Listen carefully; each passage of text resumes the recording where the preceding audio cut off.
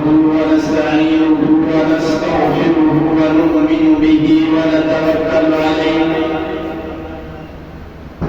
ونعوذ بالله من شرور أنفسنا ومن سيئات أعمالنا من يهده الله فلا مضل له ومن يضلله فلا هادي له ونشهد أن لا إله إلا الله وحده لا شريك له ونشهد أن محمدا عبده ورسوله أما بعد فأعوذ بالله من الشيطان الرجيم بسم الله الرحمن الرحيم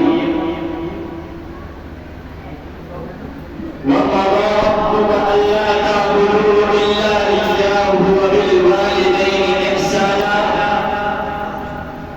إما يبلغن عندك الكبر أحدهما أو كلاهما فلا تقل لهما أف ولا تنهرهما وقل لهما قولا كريما واخفض لهما جناح الذل من الرحمة وقل رب ارحمهما كما ربياني صغيرا صدق الله العظيم. قال النبي صلى الله عليه وسلم رضا الرب في رضا الوالدين وسخط الرب في سخط الوالدين أو كما قال عليه الصلاة والسلام. سبھی کچھ ہو رہا ہے اس ترقی کے زمانے میں، سبھی کچھ ہو رہا ہے اس ترقی کے زمانے میں، مگر یہ کیا مذہب ہے کہ آدمی انسان نہیں ہوتا. یاد رکھنے کے لیے نصیحت ہے، یاد رکھنے کے لیے نصیحت ہے، فرض ماں باپ کی اطاعت ہے. نہ کرو ان کو کبھی نہ خوش، ان کے قدموں کے نیچے جنت ہے. محترم سامعین کرام، رب کائنات کا عظیم احسان و کرم ہوا کہ اللہ تبارک و تعالیٰ نے ہمیں اس نور اور بابرکت اجلاس میں بیٹھنے کی توفیق عطا فرمائی. اللہ تبارک و تعالیٰ ہمارے اس پروگرام کو قبولیت سے نوازے.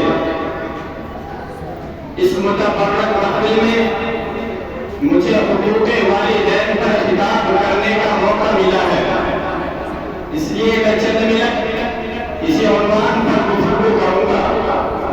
امید ہے کہ سنجیدگی کے ماحول کو برقرار رکھیں گے.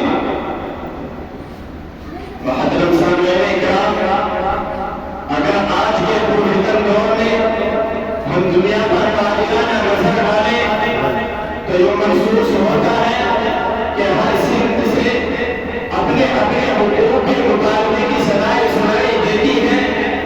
ہر سمت ظلم و زیادتی کا دور دورہ نظر آتا ہے، ایک دوسرے کے حق کو مانتا ہوا نظر آتا ہے، ایک کو دوسرے سے شکایت ہے، رعایا کو بادشاہ و حاکم سے شکایت ہے، آقا و مالک کو غلام سے شکایت ہے، غلام کو آقا و مالک سے شکایت ہے، اولاد کو والدین سے شکایت ہے.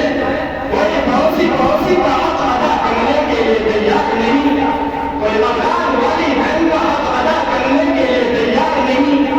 والدین پر ظلم و زیادتی کی برسات کی جا رہی ہے، ان کے ساتھ غلامی اور ناپاک حرکتیں کی جا رہی ہیں، ان کے عزت و احترام کو پامال کیا جا رہا ہے. ہم مسلمان پر ظلم و زیادتی کی برسات کرتے ہیں. جس ماں نے 2.5 سال تک دودھ پلایا، جس ماں نے روزہ اپنے پیٹ کے اندر رکھا، جس ماں نے بچے کی خاطر تمام مصیبتیں برداشت کی، آج ہم مسلمان پر ظلم و زیادتی کی برسات کرتے ہیں. مجھے بتاؤ تو صحیح، کیا والدین کا یہی حق ہے کہ ان کے ساتھ غلامی اور ناپاک حرکتیں کی جائے، ان کے عزت و احترام کو پامال کیا جائے؟ میں اپنی طرف سے نہیں کہتا، حدیث شریف میں موجود ہے حضرت عمامہ رضی اللہ تعالی عنہ فرماتے ہیں کہ رسول اللہ صلی اللہ علیہ وسلم